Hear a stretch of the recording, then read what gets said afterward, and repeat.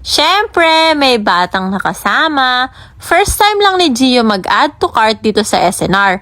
Hindi naman talaga siya mag-grocery. Bibili talaga kami ng mga ilalagay para sa loot bags ni Just Just. Saling kit-kit lang si Gio.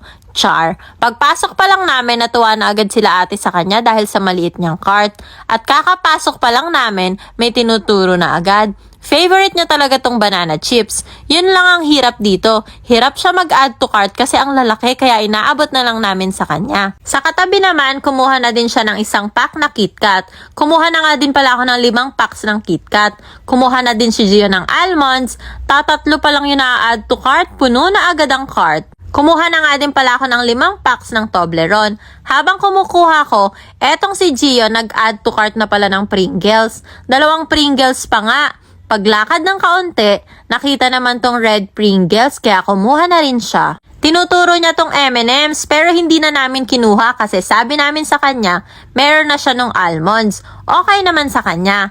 Eto na nga yung lollipop na sigurado bungi ka kapag ka naubos mo. Char, lahat halos ng bata dito may hawak nito. Buti nga may naabutan pa kaming isa.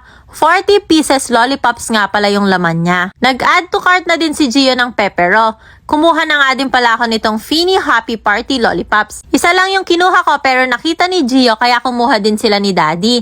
Kumuha na din ako nitong mini boxes ng Tic Tacs. Nakita ulit ni Gio tong M&M's at ayun, tuluyan na nga na-add to cart.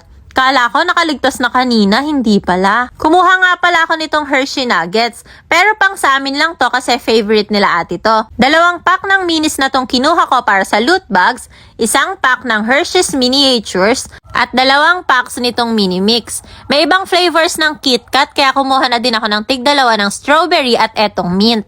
Napagod na ang bata tsaka medyo madaming tao kaya nahirapan siyang mag-add to cart. Kaya sumakay na lang siya sa cart ni Daddy. Kumuha na nga din pala ako ng isang bucket ng gummy bears. Etong Hershey's Cookies and Cream, 2 na yung kinuha ko kasi yung isa sa amin at isa pang loot bags. Pinakuha ko na din si Daddy ng Musketeers. Kumuha na din si Daddy nitong Oreo ice cream cake at pepero bar. Hindi ko alam kung okay na tong mga to para sa loot bags. Pero 50 loot bags lang din naman yung ipe-prepare namin. Kung kukulangin, sa grocery na lang siguro ako bibili pa.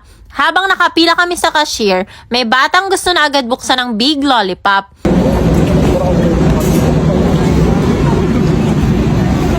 Nakamagkano kaya kami sa pinamili namin? 500 pesos sa makakahula na exact price ng pinamili namin. Good luck!